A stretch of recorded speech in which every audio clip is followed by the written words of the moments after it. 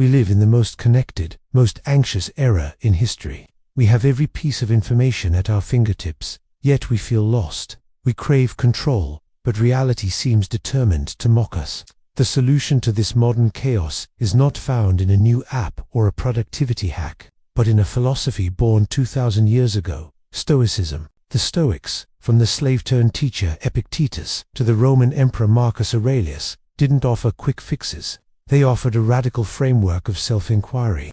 Their wisdom is distilled into powerful, piercing questions that act like mental tools, forcing you to confront reality, redefine failure, and find peace where others find panic. If you want to stop reacting and start truly living, these are the 12 indispensable questions you must ask yourself every single day. Number 1. What is truly within my control right now, and what is not? This is the cornerstone of all Stoic thought, the dichotomy of control, famously articulated by Epictetus. We spend most of our energy worrying about things that are out of bounds: the weather, other people's opinions, the outcome of an investment, or a past mistake. This frantic expenditure on the external is the root of all anxiety.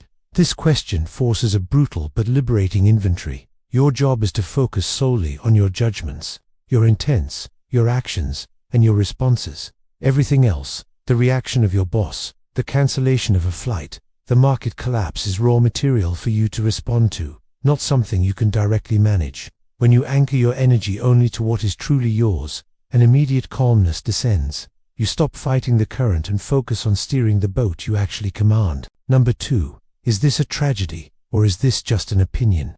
Marcus Aurelius wrote in Meditations that, if you are distressed by anything external, the pain is not due to the thing itself, but to your estimate of it, and this you have the power to revoke at any moment. This question is a cognitive reset button. When something bad happens, a rejection, a failure, a setback, your mind immediately labels it as a tragedy or catastrophe. The Stoics teach us to pause and separate the event from the judgment.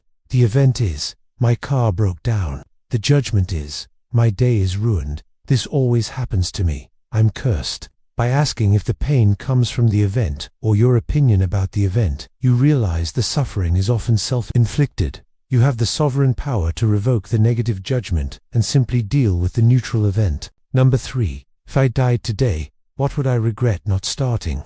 This question is a practical application of Memento Mori, a theme constantly emphasized by Seneca. It's not meant to create morbid fear, but to act as an emotional accelerant for meaningful action. When you contemplate the finitude of your time, all trivial distractions, the petty argument, the fear of judgment, the desire for perfection before launching a project, fall away.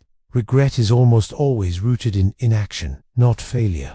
By holding your death date in mind, you clarify your priorities and provide the ultimate standard against which to measure your use of time. If you wouldn't regret having failed at the challenging task, but would regret never trying it, then the path forward is clear. Number 4. Why do I suffer, and what am I using as a shield against reality? This inquiry challenges the immediate reaction to pain and reveals the psychological defenses we construct. Often, suffering is not caused by the external event, but by our refusal to accept what is. We build mental shields: denial, avoidance, blame, or wishful thinking that only prolong the inevitable encounter with reality. A Stoic would ask, am I suffering because I lost my job, or because I built my entire identity around that job and refused to accept the truth of my new situation? The shields we use are temporary comfort zones that prevent us from seeing clearly and acting effectively. The path to relief is to drop the shield, face the facts, and understand that acceptance is not resignation, but the first necessary step toward strategic action. Number 5. What is the nature of the obstacle I am facing? This question is the heart of the Stoic discipline known as the obstacle as the way. It encourages you to view challenges not as stumbling blocks, but as necessary training. Every time you face resistance, a difficult client, a technological failure, a harsh critic, don't default to frustration. Instead, immediately ask, what is this obstacle actually composed of? Is it a lack of knowledge, a personality conflict, or a structural flaw? By defining its nature, you transform the obstacle from an emotional problem into an intellectual one. Once defined, you can then ask, what virtue is required of me to overcome this? Patience, persistence, creativity, or humility? The challenge is not meant to stop you. It is meant to develop the specific character trait you need to succeed. Number 6. Am I seeking the difficult path or the convenient one? A core concept in Stoicism, particularly championed by Seneca, is voluntary discomfort, or premeditatio malorum. This is not masochism, it's preventative mental training. By routinely choosing the path of slight difficulty, taking the stairs instead of the elevator, fasting for a morning, or tackling the hardest task first, you inoculate yourself against genuine misfortune. The question forces a daily audit of your habits. Am I defaulting to ease, comfort, and instant gratification, which will make me weak when real hardship arrives? Or am I proactively building resilience? When you practice being comfortable with being uncomfortable, you steal misfortune's power and ensure your emotional state is not dependent on luxury or convenience. Number 7. What would the ideal version of myself do right now? This question invokes the Stoic concept of the sage, or the inner citadel, the idealized, perfectly rational self. When faced with a difficult decision or a surge of temper, you often revert to your baseline, flawed reaction. This question lifts you above your immediate, emotional self and allows you to inhabit a higher perspective. The ideal self is not defined by external achievements, but by virtue, justice, temperance, courage, and wisdom. Would the ideal you lash out? Would they panic? Would they compromise their integrity? By calling upon the sage, you gain immediate emotional distance and access a pre-programmed moral compass, ensuring your actions are driven by character, not circumstance. Number 8. Is this feeling serving me or mastering me? The Stoics defined passions not as all emotions, but specifically as irrational and excessive impulses, uncontrolled anger, paralyzing fear, or destructive lust. They didn't seek to eliminate all feelings, but to eliminate the ones that destroy inner harmony. This question asks you to treat a powerful emotion as an object of investigation rather than an irresistible command. Is your anger motivating you to solve a problem? Or is it causing you to say things you'll regret and damage relationships? If the feeling is preventing you from acting rationally or justly, it must be acknowledged, scrutinized, and controlled. You are the master of your mind. Your emotions are merely visitors. Don't let the guests take over the house.